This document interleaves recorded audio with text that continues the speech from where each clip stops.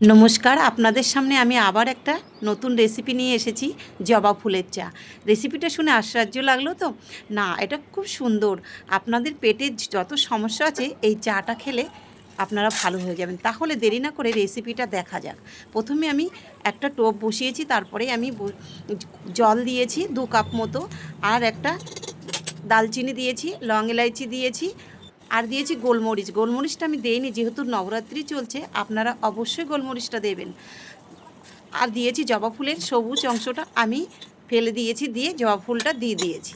দেওয়ার পরে এখানে আমি মিশ্রি দিয়েছি স্বাদ অনুযায়ী, যে যেমনভাবে আপনারা চাইলে যদি চিনি না খান তাহলে মিশ্রি দেবেন, মিশ্রি না খেলে চিনি দেবেন, যে যেমন খায় সেই হিসাবে আপনারা এটা ব্যবহার করতে পারেন চিনি।